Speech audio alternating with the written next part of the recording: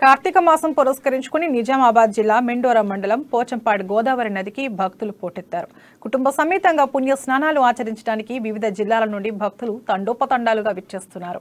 గోదావరి నది స్నానం ఆచరించి దీపాలను వెలిగించి మొక్కులు తీర్చుకుంటారు.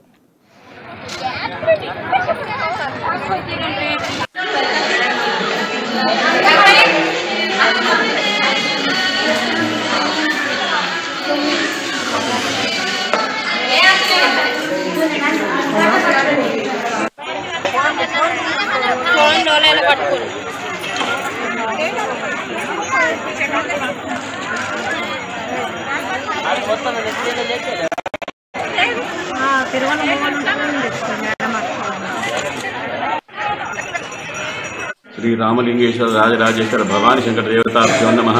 కార్తీక మాసము శివకేశవులకు ఇద్దరికి ఇష్టమైన మాసము కాబట్టి కార్తీక మాసం యొక్క ప్రత్యేకత ఏమిటంటే స్నానం, దానము, దీపం.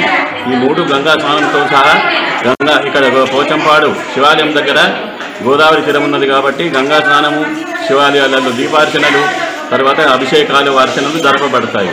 ప్రతి సంవత్సరం కూడా భక్తులు అధిక సంఖ్యలో విచ్చేసి పంచపర్వాలలో 5 రోజులు కూడా భక్తులు అధిక సంఖ్యలో విచ్చేస్తున్నారు. తర్వాత గోదావరి స్నానాలు చేసి